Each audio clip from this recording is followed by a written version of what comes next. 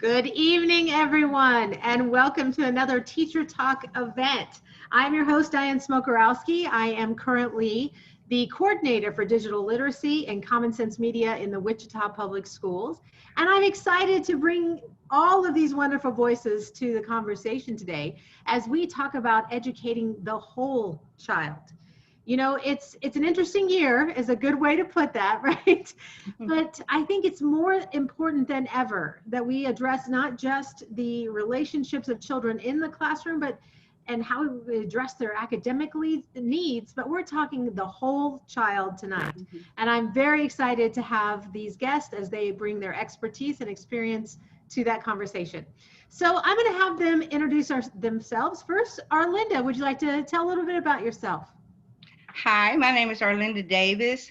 I am a retired first grade teacher from Birmingham City School, and I am the 2019-2020 LifeChanger of the Year nominee for that, and also capstone nominee. And so I'm just ready to be here. I am excited to have you with us. Ed. Yes, I'm Ed Dunkelblau. I am the director of the Institute for Emotionally Intelligent Learning, and I'm also the international coordinator for the Academy for Social Emotional Learning in Schools. I don't know if people are familiar with that, but that offers online certification in social emotional learning, instruction and leadership. And I work all over the world working with school systems, helping them develop social, emotional, and character development programming. You've talked to a few teachers over the years, Ed. One or two. One or two in the mix. Wonderful. Welcome. Kashia. Everyone, I am Kashia Thorpe. I'm an educator in Prince George's County Public School. I'm also the Life Changer of the Year, 2018 to 2019, and Grand Prize winner. I'm also the Global Prize teacher, Global Teacher Prize nominee. And I'm also founder of the U.S. Elite International Liaison Scholarship Program that advocates for debt-free education for post-secondary student education. Fantastic. Welcome, Kashia. So glad to have you. So Teacher Talk tonight is a collaboration with the National Coalition of Safe Schools, which I think is a wonderful conversation as this work has been started long before COVID, but then here we are in an interesting dynamic of starting the school year.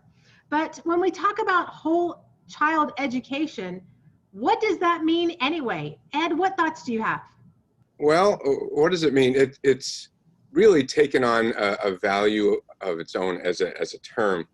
I believe the people that have kind of run with it are people at ASCD, and they identify whole child education as having 5 components: that the child needs to be healthy, the child needs to be safe, the child needs to be engaged, the child needs to be supported, and the child needs to be challenged.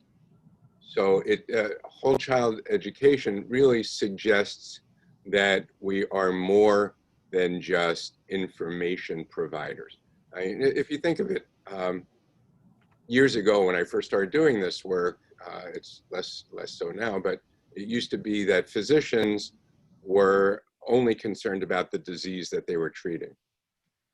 And if you were a running shoe salesman, then you were only concerned about the feet of the customer. And educators, teachers, were primarily concerned about the student's brain and filling the brain with important information. And over the years, and what we've found, and there's a lot of research to support this, is that for students to be successful, for students to be academically challenged and achieving, we have to do a whole lot more than focus in on just a provision of information, of subject information. We really need to address the entire child's experience. I love that. Kashia, from what you've kind of shared to us before our call here today, it seems to be this idea of knowing students as people as well as students. Can you talk a little bit more about that? Yeah, definitely. I really agree with Ed. The whole child considers all students' cognitive, physical, medical, and behavioral challenges, and really ensure that all their needs are met. Like Ed said, it It means that the teacher do not just kind of limit their scope to what the Common Core requirements are, but school teachers really and truly go beyond just teaching fundamentals and to pretty much taking on more of a humanistic approach by getting to know students like individually, like attending to their academic development, and really paying attention to their physical and also social development as well. You know, especially with the growing diversity of among students in our school communities today. So more than ever, educators are really thinking about what it means to come into school with different social identities for students, what they bring to the classroom, and just really figuring out and learning how to celebrate those. That is really thinking about the whole child approach. So not only do these things set students up for successful outcomes, but these benefits are for the schools as well. And the benefits are vast because it sets the standards for a comprehensive, sustainable school improvement as well. You know, so thinking about how schools are designed and what integrated services they have in place is really and truly thinking about the whole child education. Fantastic. And I know you work at a community school that has wraparound services for children. Definitely. So you're knowing not just the child, but their whole family. And Right. it's a community in that sense. So it's rather special when you Yes. have those bonds all the way through. And it's really kind of interesting that we bring up this idea of the classroom setting, because I'm curious, what does this idea of whole child learning look like in a school, in a classroom? Arlinda, can you kind of tell us a little bit about the culture of a whole child focused classroom? Well, one thing that I started out looking at, I looked at it first as a puzzle. When you talk about the child first in the classroom, and I was looking at it, I was like, if it was a puzzle, is a child could be shy but creative, and they have a desire to learn. They have compassion, the compassion feel, and they're in touch with their culture, who they are. You have to also look at their emotional, they're being empathetic, caring. And when you put these pieces of the puzzle together, you get a whole child. You get a child full of love who's ready to inherit society. And if you look at the cracks in the puzzle, that's what makes them unique. That's what you have to look at when you're looking at educating the whole child. Looking at those parts of them that make them who they are. And then I think about those children coming into the classroom, what needs do they have? And so you have to make it a safe place, a place where I say a place that feels like home, not a house. Every child has a house, but it may not feel like a home. So when they come into your classroom, that home should feel safe. It's a learning environment, but it's a place that's welcoming, engaging. It has those qualities. And so I was looking at a cartoon with my child the other day, and it was called Mr. Peabody and Sherman. And in the cartoon, Sherman was flying an airplane, and he was flying the airplane, and Mr. Peabody said, Sherman, you can't fly that airplane. And he said, I can't. And when he said he can't, the airplane fell. And so thinking about educating a whole child, think about your love language. Think about what you say to encourage them to be the best they can be. That builds that relationship and that trust. And then also in that classroom, give them a place where if they're tired, they can go lay down just in order for you to reach them, to teach them. And give them a place that's comfortable and cozy, and just a place that's a little bit away from the norm if they need to get themselves together. So I just think it encompasses everything you need, from who that child is to what they come into. Oh, and I have a feeling you know that little puzzle piece person in that. I do. It's my baby. Her name is Amari. And she's very smart, but it starts here. So parents, if you're listening, it starts at home, you know, being encouraging and noticing those little unique things about your child, and then trying to embrace that and encourage all their gifts. That is part of educating the whole child.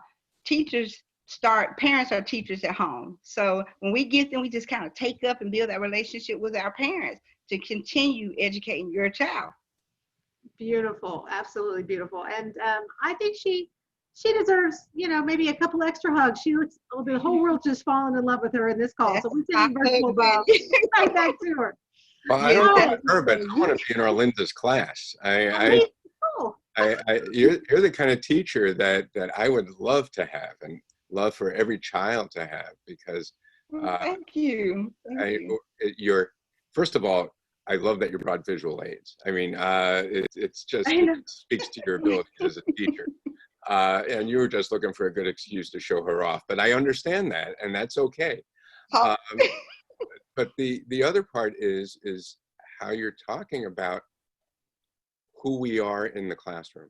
And it's all about relationships. Yes. We want our children to be able to learn, but we know that if they're not emotionally focused and emotionally able to learn by feeling welcomed, comforted, calm, safe, healthy, if those things don't exist, they ain't learning. They are not going to be able to learn the things you want to teach them. So what we've learned over time is that you need to address the social and emotional elements of the classroom and the relationship if you hope to be academically successful. So true. A friend of mine, Jed Derryberry, he even has a t-shirt that's created, and it's love first, teach second. And I think that just summarizes exactly who you are, absolutely in every way in your classroom, Arlinda. So thank you. Kashia, tell us about your school and how that whole child community looks like in your world. Yes. So, you know, I've kind of like heard this before, and I kind of stole it because I also believe in it. So, you know, like examples of the whole child in the classroom is first understanding we do not teach curriculum, we teach students. So I really agree with what Arlinda and Ed said about making sure that there's such a welcoming environment for our students, because we have to put their needs ahead of what we teach them, because if they're not prepped to receive what we have to give them, then they'll leave our classrooms the same way they came in, right? So our classrooms should be really inclusive for our students, and to celebrate the diversity of all our students and kind of really recognize all of their exceptionalities, all their multiple intelligences, all of those things that they bring to the classroom. Just, you know, especially when in our 21st century classrooms, just understanding that there's not a one size fit all our students learn differently. So lessons should have scaffolding, should have cultural significance, you know, students engaging in project-based learning. My school is one of those schools that really, really focuses on project-based learning, because it allows students not to really just show what they have learned in terms of what they have memorized, like most, like some schools do, or some teachers make students do, because they're teaching to the test, you know, but have students show mastery of a skill. What does mastery of a skill look like, rather than trying to regurgitate information, right? So just making sure that students have an opportunity to collaborate in projects, they're doing debates in class, they're doing peer review, you know, and of course, again, like Ed and Arlinda says, making sure that we're having those conversations with students, we're supporting those tough conversations with students, especially in a time when we have, you know, these uncomfortable conversations about race and identity, and we're going back to school in that, you know, even though it's virtual, we're still going back in that kind of environment. So how do we facilitate those conversations with our students and making sure that they feel comfortable, and using restorative classroom practices to facilitate some of those, infusing like cultural influence in every aspect of our teaching to pretty much avoid replicating a system of cultural hegemony, you know, finding out what students' strengths and weaknesses are to guide our plan and instruction, setting up office hours to support them outside of instructional time, celebrating students' progress, because a lot of times I don't think that we take time to really celebrate what they have done and the strides they have made some little, some may be bigger, you know, and just kind of using strategies to ensure that students feel respected, make sure they feel heard, make sure they feel valued. You know, so that's kind of what my school is built around, and my classroom. That sounds like a place. I love to take what we call teacher field trips, where I go and tour other schools and bring other teachers with me. I think we learn so much just by having that and see those best practices in action. I would love to come visit now Arlinda's room and your room. I just need to come play in your whole school and experience the love and the culture of learning that happens there. Yes. Thank you, girls, for being rock stars for kids. Just want to say that on the side. And Ed, you work with so many teachers around the country and helping them guide their practice to be more whole student centered and in their whole approach of teaching, not just content, but dispositions and mindsets and things. You know, it's a different world that we're jumping into, but so where does a teacher get started with the idea of whole child education? And as Pren has posted into the chat, how does that look maybe different, or does it, in a pandemic? Okay, how much time do I have? Go. So, you know, my bias is that to do any of this work effectively and sustainably, you have to start with the adults in the building. And I think that one pitfall right now is that so many educators are going to get back to school after anywhere from 3 to 6 months off, and they're going to want to hurry up and get back to normal and make up for lost time. And that's going to be a very risky strategy. And so I think that the first thing that we need to do is give the message to every educator that's returning to work is that self-care is the first order of business. And not only self-care, but if we have any administrators listening, they need to know that they have to take care of their educators. Yes. And they have to be supportive, and they have to be understanding, and they have to be patient. I mean, I was just thinking about this today. I've been doing this work for well over 30 years. And one of the things I know about teachers is that they really, really are committed to work, and they really, really look forward to the summer. They are really looking forward to the summertime when they can recharge, they can do other things, they can travel, they can clear their head, they can read novels, and they're not grading papers all night. And they love the fact that that summer is there so that when they come back, they are energized, recharged, low stress, and ready to hit the ground running. Probably not the case this year. And in fact, in some ways, just the opposite.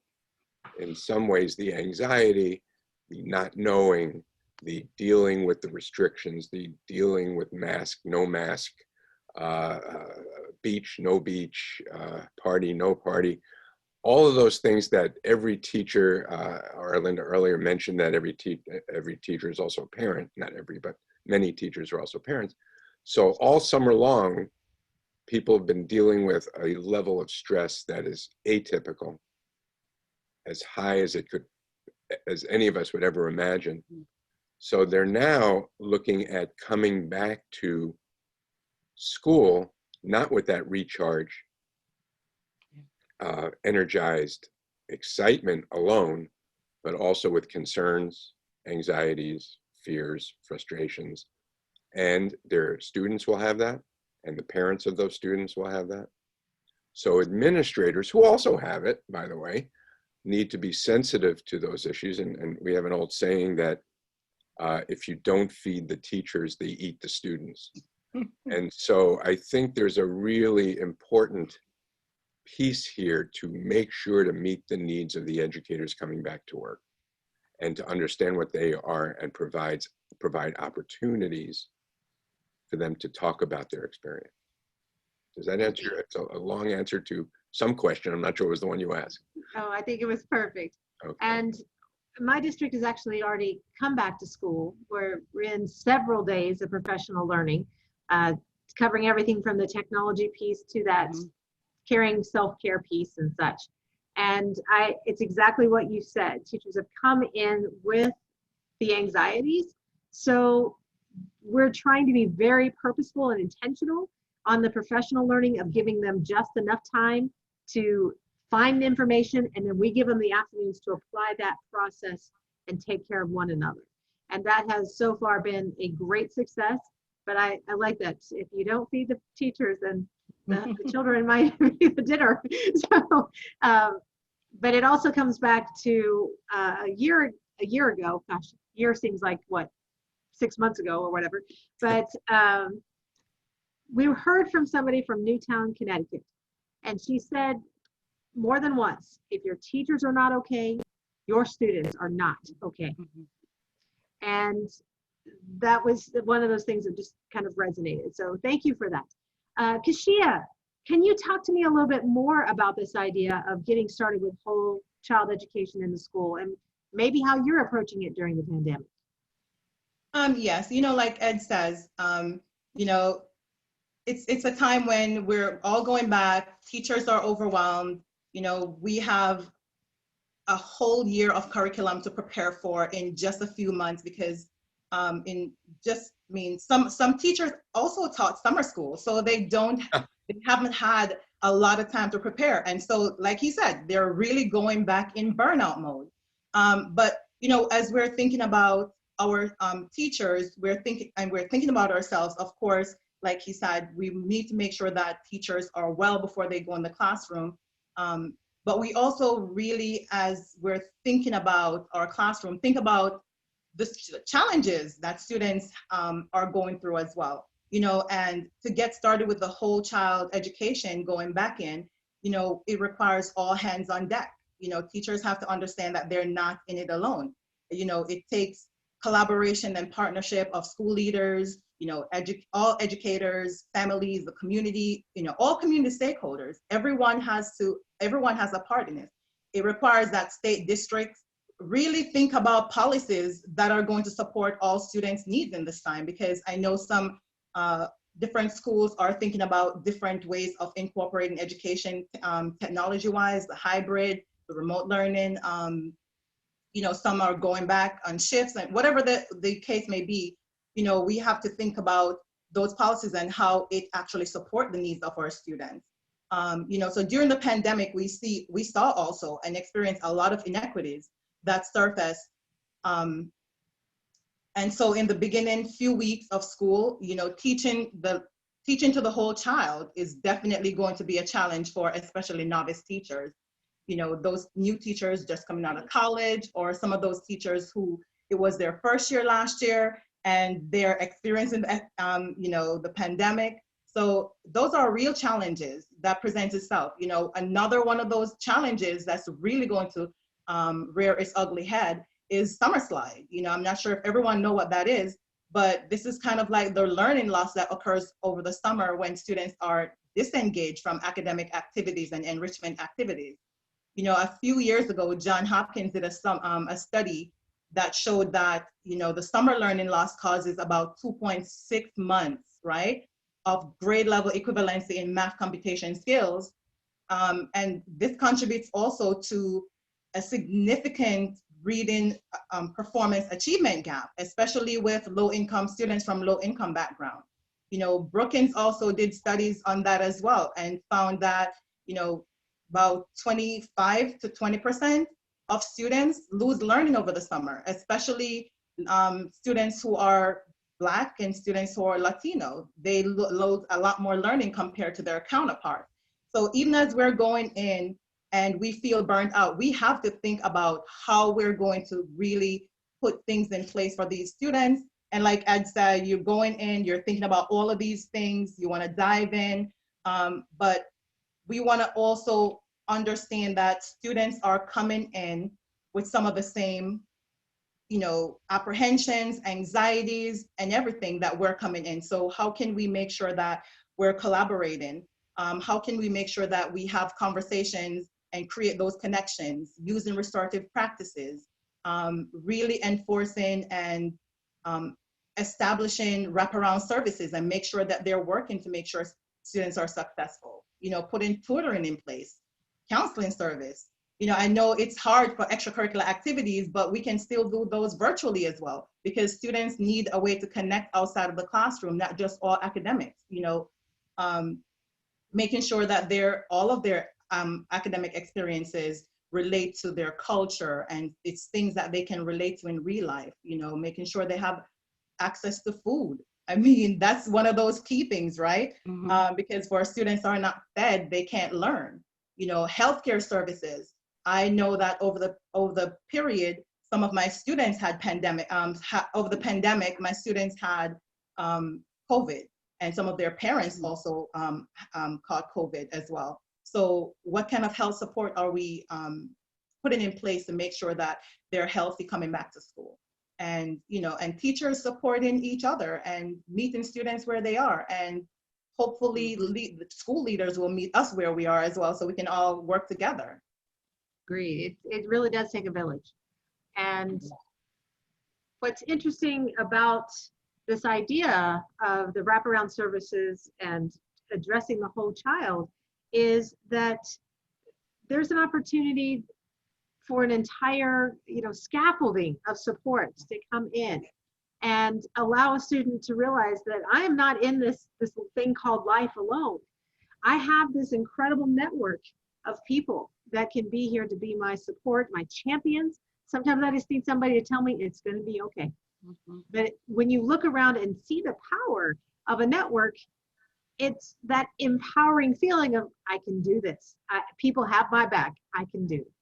So yeah, really, really well said. Thank you. Switching gears just a little bit, because as we start to approach this idea, teachers have a lot on their plate. Even though it seems to be shifting, we have some folks who are coaching sports, some who are now coaching esports. They kind of switch their topics in there. Some teachers are the school nurse, so they're the head teacher, or they're the therapist. Some schools, depending on how small it is, might even have a bus driver as a teacher. Plus, all the other things that we do. And I really don't know a teacher who doesn't have a second job on top of their main job, whether they teach with tutoring or, every teacher I know has got another side kind of role that they're doing. So plates aren't just full. They might feel a little bit more like that Thanksgiving meal, right? It's kind of just piled on top of all of that. So how do we convince educators, especially those who've been doing this for a very long time, to just add one more thing to the plate? Or should we be looking at this from a different lens? What do you say, Kashia? Over the summer, just myself alone, I've just been engaged in so many different professional development, trauma-informed learning, cultural relevancy, anti-racist education, just so many things that teachers are doing to get ready for the school year. And additional training because of COVID, additional district required training on top of the things that they have to do in terms of revamping curriculum and everything. And so, it becomes very overwhelming. I would say know that you're not, know what strategies you have already implemented and kind of move from there. Like, use those strategies that you already know. Use what you're doing, right? And do more of it.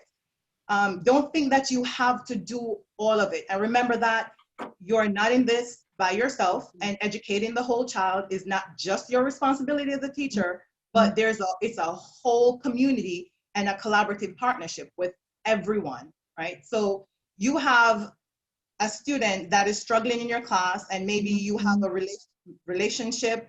You may not have a relationship with that student as close as another teacher, but you can reach out to that teacher and figure out how is it that you're able to reach that student? How did they reach that student? And then that will possibly help you. I mean, I'll give a quick scenario of one of my students that I've had in the past, right? So she was pretty much labeled as like a rebel. She had a really bubbly personality. She wasn't one of my students. She was just pretty much one of my advisees. But a lot of students see me as kind of strict, for some reason. But for some reason, she had a rapport with me and she felt really relaxed. And she was okay with the fact that I had such high expectations for my students, and what she would always do is she would say every time I talked to her about her behavior, she would say that she liked that I'm telling her about herself. And she's like, oh, Miss Thorpe, you're not as fake as all my other teachers. You actually sound like you care, because she's one of those kids who actually always gets kicked out of class. And even though I'm not her teacher, again, I'm a part of that community that's responsible for the whole child, right? She was absent from school for a long period of time. And so we couldn't get in touch with her and we were not sure where she was. Her family couldn't get in touch with her. And then one day she just kind of showed up. And I saw her and she didn't go to any of her classes. And it's happened that day we were having senior honors assembly, and she's a senior student. And she kind of ditched the honors assembly. So I kind of caught her in the hallway running around. And she wasn't her bubbly self. So I kind of decided to inquire why she was absent from school. And so she started telling me that she messed up. She started calling herself like disparaging names. And, even though she had, she's one of those students who is feisty, I start to really inquire from her, like why she was talking about herself in that manner. And she kind of got really emotional. And so when I probed, she told me she was living with her boyfriend due to some abuse that she was experiencing at home. And she got emotional. And then she said, one thing that you don't want any one of your students to say to you. She told me that she wanted to kill herself that day, in that moment. And I mean, I almost broke down with her, but I realized that I had to be like a shoulder for her.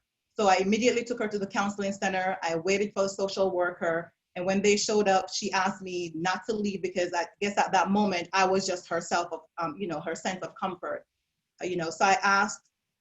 So I stayed with her. The social worker took information about her. And then, they started putting things together to make sure that she has the support that she needs in terms of health. And I work with the support staff to get her the proper care she needs. And she got to a point where she didn't want to go to class anymore because she was so traumatized by the experience. She felt ashamed. So we had to have a conversation as a school community. And we came together in a meeting and made a collective plan to get all her work to her. She rather stay with me in my classroom the whole day. And so they put all the work together. They gave it to me in a folder. She sat in my class all day. She did her work. Her attitude changed, her personality, just everything about her changed. And they put her in a student support group. She was going to counseling once every week. So this is kind of really educating the whole child, right? Knowing what the students' needs are and really coming together as a community to meet them. I know Ed said in the beginning that, making sure that the students feel safe, supported, engaged, and challenged, and healthy, and all those things that come with educating the whole child. And that was what we were there for. So teachers shouldn't feel like they have to do it by themselves. It's a collective community. We all have a part in educating the whole child, and for someone who was at risk of dropping out of school and almost at risk of taking her own life, with a whole child approach and effort with all of us trying to address her need, she actually graduated at the end of the year. And 1 month after that, she had her baby. So, that's pretty much what whole child is. She reached out to us with pictures and everything, and we just all supported her. And there's a whole other community outside of school that really rallied around her to support her, to help her with needs for her child as well. Well, I'm going to say that she's very lucky to have Mrs. Thorpe in her back corner. Very lucky. And that you embraced her to come in to spend the whole day with you, and the community of the school supported her. That success is great, amazing for her, but the success of the school showing that this is what this kind of teaching and environment can do for children, that's fantastic. And what's interesting is you talked about being vulnerable. And Arlinda, I know this is another piece that you also do in your classroom. How does vulnerability help students understand that the champions are with them? Well, that's one thing when I was listening to Kashia, one thing I thought about is teachers truly are my hero. Even though I'm a teacher, I look in awe at the work that they do. And some of the teachers that I work with who are new coming in, even when you were talking about that, I try to let them know, as well as how I feel, is that we're human. And we dealing with this COVID pandemic that we're dealing with, teachers are coming back, like you said, they're tired, they're trying to find their own. And so I say, first of all, make it part of your own self-care, being vulnerable and showing children, hey, you know what, I'm going through some things myself. We're going to work on this together. Let's take one thing at a time. I said, one thing I want to do, like in my class, I mirror my inner self so that children can see their inner selves and see what's going on within themselves. So if I mirror what's going on with me to them, then they can show me what's going on inside of them. And so that's opening up, being vulnerable, showing them that I'm human and that I'm also here for you, and we can work on this together. And I think that helps build relationships. It also helps them by, if you're encouraging, it's encouragement to them to know, hey, my teacher is not so super that she can't identify what I'm doing or identify what's going on in my life. A lot of these kids are dealing with maybe loss of a family member from COVID. So they're dealing with some issues with the racial tensions and arrests. They're dealing with so many things right now they're coming in with, but teachers are dealing with that too.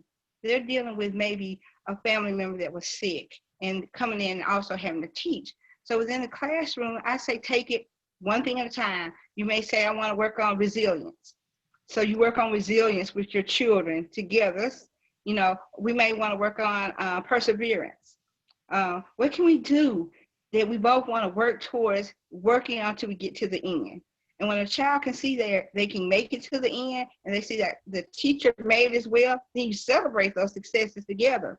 When you celebrate those successes, the child immediately will have a bond with you for life. Show them how you manage stress.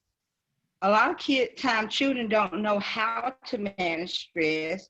So that's a teachable moment. You know, if you're having a stressful day, take time for yourself, because teachers deserve to have some time to themselves, to get themselves together in order to come back and be even greater than they were the day before. Also, help them recognize their inner power. By recognizing your inner power, teachers are so powerful. And you can help a child recognize that inner strength that they have by, you do something, say, you know, I didn't know how to do that. And let a child show you, you may not know how to do it, but let a child show you how to do it. That kind of encourages them to say, hey, I helped my teacher do something.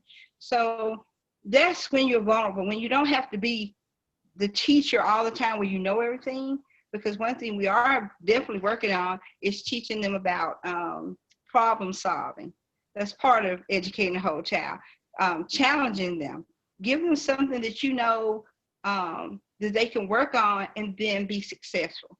So that vulnerability, working on your own self-care, and then also maybe finding someone in the building that can be your support person, because you don't have to do it all. So I believe teachers can do it. I just think they shouldn't try to bite everything off at one time. Take it a little bit at a time. Beautiful. Thank you.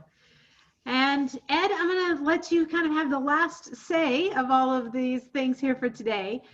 But, you know, one thing that comes to mind is not only in your work that you've done across the country and beyond, I'm guessing, is the fact that you actually have some strategies, maybe one or two that sit in the back of your mind that you wouldn't mind sharing. But the real question, aside from that, is why is whole child education the priority today? Okay. Yes, I do have some ideas, but I'll save that for a minute. And I wanted to go back to what Shia and Linda were talking about, that this is, COVID is a novel virus. And as a novel virus, it's placing every educator in a novel classroom. No one's ever dealt with this before. No one has. Mm-hmm. What educators have dealt with, every experienced educator works under some restriction and deals with some unexpected challenges. And that's what makes educators amazing. There was a movie a number of years ago about teachers called Waiting for Superman. And the title always bugged me because it's my opinion that teachers are Superman. Teachers are superheroes. And the wait is over. They're here. And I remember during the last unexpected craziness of 9/11, I remember going to each of my schools where I was consulting and working with the teachers at each school about how to handle this with their kids. And the heroism was overwhelming in that every one of those teachers was there working with their students when they really wanted to be home with their own children. Mm-hmm. And yet that didn't stop them. And that just showed me what teachers are made of. Yes. Kashia, you had made a suggestion earlier that the new teachers are really at a disadvantage because they don't have the years of experience of dealing with some of these challenges. I think that's true. I think that experienced teachers know they can do it, they just don't know how yet. Whereas new teachers don't have that level of confidence. What new teachers do have is they don't have a routine. They don't have stuff that they've relied on for 5 or 10 or 20 or 30 years that allows them to do their job. So they might be a little more able to improvise as they're facing new challenges given this environment. So specifically, never fails. Specifically, I'm just going to ignore that and hope everybody else does. Ignoring distractions is certainly one thing I would recommend. Though, as everybody mentioned, keeping in touch with your colleagues is vital. It's just vital. It's the research is very clear with regard to students that what allows them to get through difficult situations is feeling connected with at least one person at school, one adult, one trusted adult at school. And my bias is what's good for the students is good for the staff. So it's really important for every staff member to identify a connection, identify someone they feel comfortable with, feel safe with, and feel vulnerable with, that they can talk to about whatever that they're being challenged by. Another thing that's really important, Arlinda was mentioning all these great things that teachers need to be teaching, you just have to pick which one. I would start really small, and I would start with greetings. I would start with how you're going to greet each student each day or even each class. And if it's in person, it's going to look one way. If it's online, it's going to look another way. I'm speaking to a large teacher group next week, and I'm going to suggest that they teach everybody basic sign language so that when they're wearing masks, they can still kind of talk to each other without making noise. And at least learn hello and goodbye, if nothing else. So how they greet each other becomes really important, and it can be a discussion. Similarly, if they're going to be face-to-face but wearing masks, have a button with your picture on it or a t-shirt with your picture on it so that the student is not seeing a pair of eyes, but they're seeing a person wearing a mask. Just some basic things, especially some of the kids who might be on the spectrum, who might have some social challenges. You want to anticipate what those might be in advance. The other thing that I think is really important given this very, very crazy environment is that if you're teaching virtually or if you're teaching face-to-face, every educator needs to build in transition time between school and home. Mm-hmm. Some people are going to be teaching from home, and that means they go straight from job to job with zero transition time. Even if you come to school and then go back home, you want to take a little bit of time for people to reflect on what's going on, how they're feeling, get centered, and prepare for what's waiting for them at the end of the trip. So I really encourage people to prioritize self-care. And getting back to your initial question, if we want to be effective educators, if we want students to learn their subjects, if we want them to do well on tests, and does anybody not want their students to do well on tests? You may not care about tests, but you don't want students to do badly on them. We want them to be aware of what's going on in the world. We want them to be aware of equity issues and how it affects them. We want them to be aware of relationship issues and how it affects them. We also want them to be successful academically. If we want students to be successful academically, they have to be learning ready. In order to be learning ready, they have to have those emotions at least somewhat in check, and they have to be able to think and concentrate beyond whatever is upsetting them in the moment. So learning those skills become key. And again, what's good for the students is good for every educator that walks into the building. Mm-hmm. That is the perfect wrap up, Ed. Thank you so very much to all of you. Kashia, Arlinda, and Ed, what a fantastic conversation. And not only am I more excited to go back to school tomorrow as I work with Teacher PD, but those the reminding first that what we're doing is good and we need to continue that. Remember that our children need to see us as people as well as their champions, and the strategies that we can help them see us in a friendly, in a communicative state, no matter if there's masks or not. These are all things that we need for this year. So I thank you, truly. And for our guests here today, remember that there's still a little bit of time to put some answers in the Q&A. Responses will be provided later as a follow-up, and a reminder that the recording will be available to all of you if you want to come back and listen to this one more time or get a little quote or a little idea once more. Look for more Teacher Talk webinars in our summer series, and we shall see you the next time. Thanks to LifeChanger and the Coalition of Safe Schools for being a part of this today. Thank you, everyone. Thanks, Diane. Thank you. Everybody have a good night. Be safe. Thank you.